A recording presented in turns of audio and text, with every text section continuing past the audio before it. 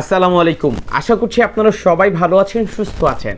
Redmi Note 12 সিরিজের যে স্মার্টফোনগুলো রয়েছে সেটা কিন্তু অলরেডি চায়নার বাজারে লঞ্চ হয়ে গেছে এবং গ্লোবালি বা নন অফিসিয়ালি বাংলাদেশে আসতে জানুয়ারি পর্যন্ত সময় লেগে যেতে পারে এবং অফিসিয়াল মার্কেটে যে স্মার্টফোনগুলো লঞ্চ হবে সেটা আসতে হয়তো মার্চ পর্যন্ত সময় লেগে যাবে, এটা ধারণা করছি।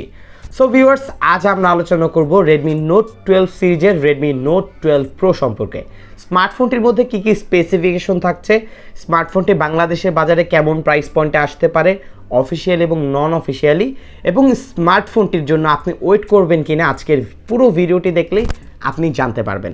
সো ভিউয়ার্স, আপনার বাজেট যদি 23 থেকে শুরু করে 28,000 পর্যন্ত হয়, আজকের স্মার্টফোনের যে রিভিউটি আমি করতে যাচ্ছি সেটা হয়তো আপনার জন্য অনেক বেশি উপকারী হবে এবং স্মার্টফোনটির অনেক দুর্দান্ত কিছু স্পেসিফিকেশন স্মার্টফোনটিতে রয়েছে। কথা না বাড়িয়ে চলুন শুরু করব।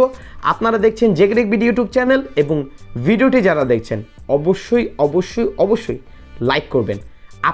আমাদের সম্পর্কে কোনো কিছু বলার থাকলে অবশ্যই কমেন্টস করে জানাবেন এবং চ্যানেলটি সাবস্ক্রাইব না করে থাকলে সাবস্ক্রাইব করবেন। Let's begin the show.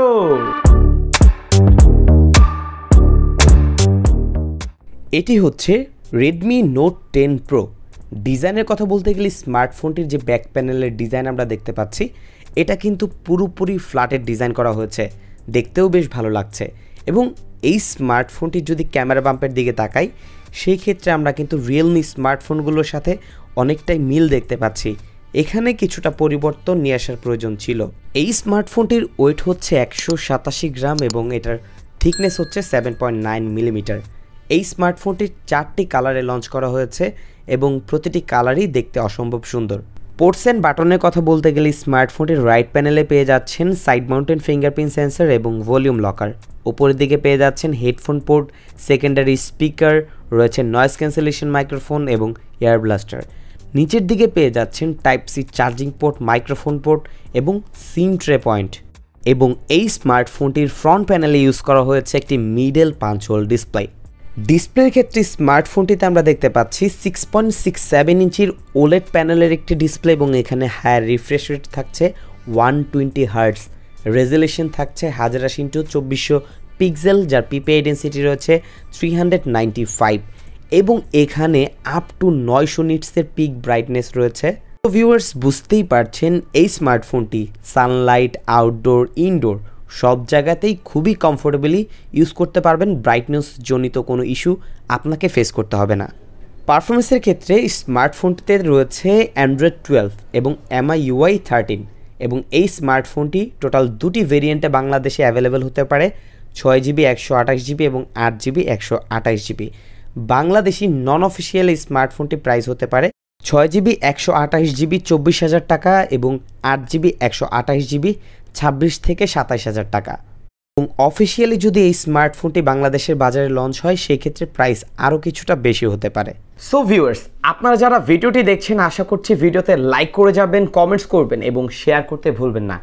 এবং যারা চ্যানেলটি সাবস্ক্রাইব করেনি অবশ্যই চ্যানেলটি সাবস্ক্রাইব করে আমাদের জেকেটেক ভিডিও ইউটিউব চ্যানেলের একজন সদস্য হয়ে যাবেন।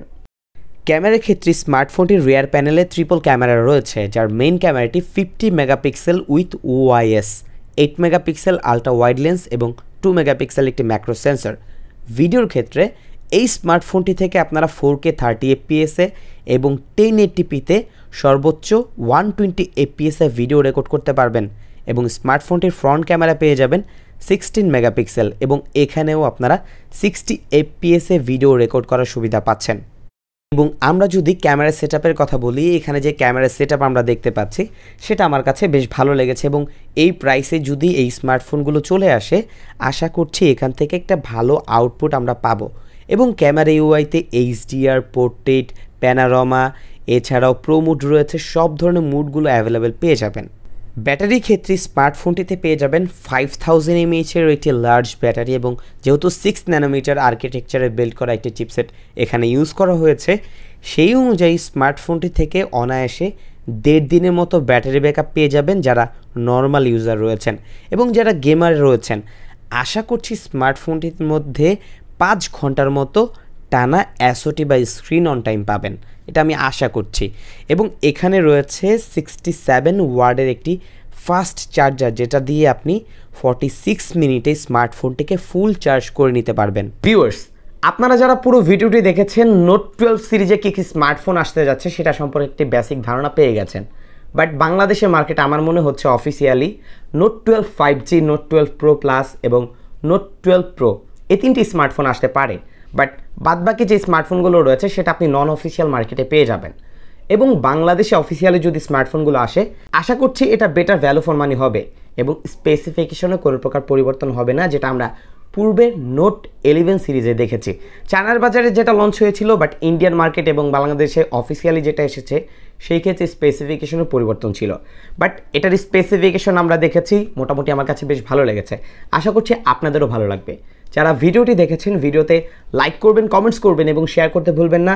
এবং সাবস্ক্রাইব না করে থাকলে সাবস্ক্রাইব করে আমাদের পরিবারের একজন সদস্য হয়ে যাবেন। বিদায় নিচ্ছি, আমি জাকারিয়া হাসান পার্থ। আসসালামু আলাইকুম।